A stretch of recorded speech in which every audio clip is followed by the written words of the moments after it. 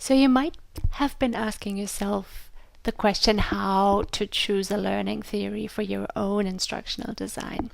And you're not the only one. People, you see Artmer Newby as examples, have proposed guidance in the forms of questions to help you make that decision. And I don't want to read out the first 5, but I would like for us as instructional designers in this process currently to focus on the lower 2 questions. The first one being what basic assumptions and principles are relevant to the design, and the second, how instruction should be structured to facilitate learning. What I'll do next is to take you to a few models in different learning theories, and we'll look at those 2 questions specifically. So let's start with Skinner's programmed instruction. So if we ask ourselves what the basic assumptions here in this model are, we see shaping being mentioned as the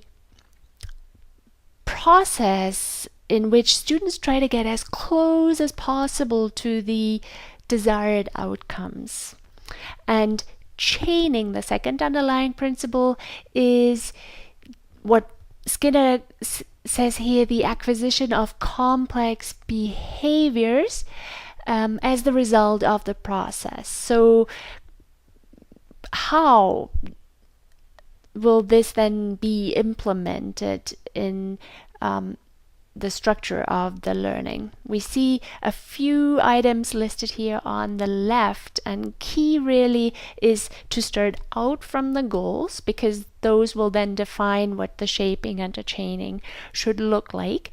And in order for students to get to the goals, we break up the whole process into manageable chunks or segments, so to say, that students can learn on their own pace, but with guidance through study guides, through descriptions of procedures and specific questions that help students along. And in that process, from moving in between chunk to chunk to chunk, there need to be also units where the instructor can provide immediate feedback. So this is what behaviorist model of programmed instruction would look like. Let's look at a cognitivist model proposed by Gagne.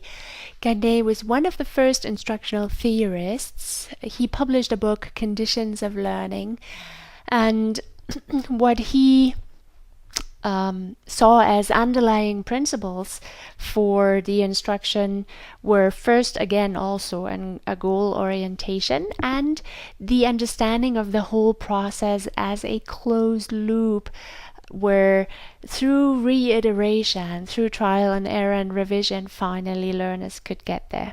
So how do we as instructors best structure the learning? Gagne proposed 9 events of instruction, and he also staged those. So what he saw the 9 events do was to happen in 3 phases.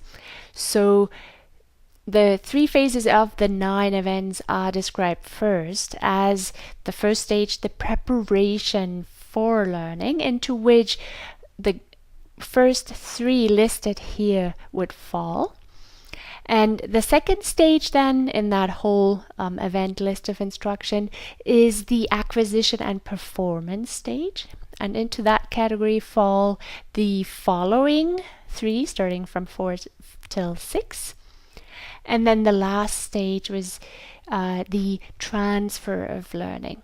And we see it ends with an assessment and then some form of enhancement for retention and transfer. Speaking of cognitivism, we definitely have to make mention of one of the most influential people in that regard, and you certainly have heard about him. So Benjamin Bloom, he established a taxonomy of education objectives. And to put simply, His taxonomy is a framework for educational achievement in which each level depends on the one below. So teachers can apply Bloom's taxonomy by asking questions and delivering assignments that directly correlate with specific learning objectives in each stage of the process, thus making the objectives clear to the student. For example, posing multiple choice questions can help gauge a student's level of basic understanding and remembering of a subject, while asking a student to come up with a comparison or analogy points towards entering the application or analysis stage. And you see a few examples here in the slide.